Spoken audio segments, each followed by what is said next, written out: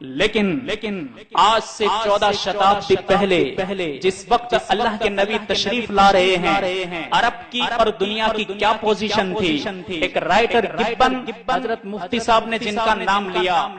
بڑا منصف مزاج،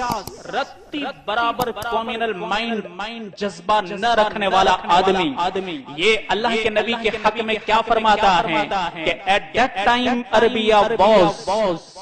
the most degraded nation of the world. Right after the death of Muhammad, the land of Arabia become the nursery of the heroes. کیا کہہ رہا ہے؟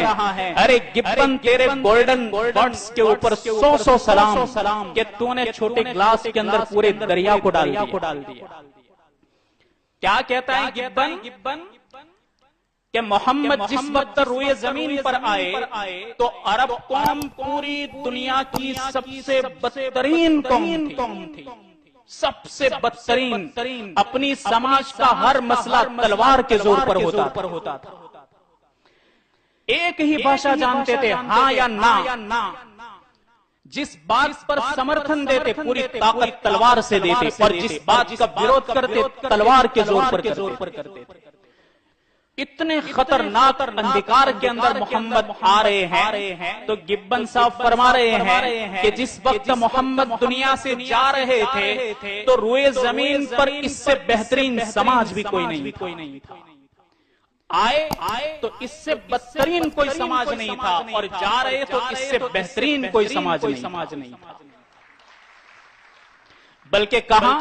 کہ the nursery of the heroes، قیمتی ہیروں کی نگری بن گئی عرب، اور سنسکرت زبان کے بے تاج بادشاہ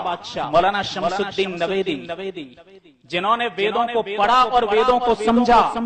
قرآنوں کو پڑھا اور قرآنوں کو سمجھا، انہوں نے کہا تھا کہ یہ گبن صاحب تو بہت بات کی بات کر رہے ہیں، ہندو ریلیجین تو بہت پرانا مذہب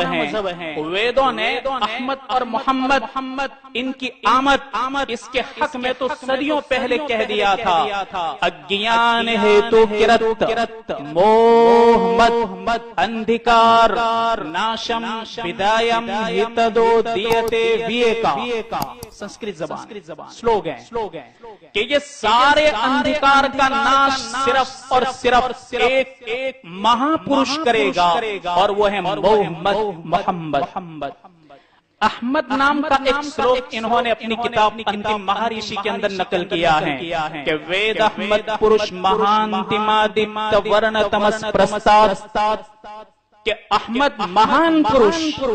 جب اس روئے زمین پر تشریف لائے گا تو روئے زمین کے سارے اندھکار کا وناش کر دے گا اور روئے زمین کو پاک صاف کر دے گا۔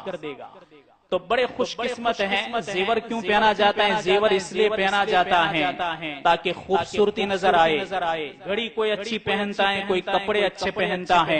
خوبصورت بننے کے لیے، لیکن میرے نبی کی بات زبان پر اس لیے آتی ہیں تاکہ ہم خود خوبصورت بن جائے۔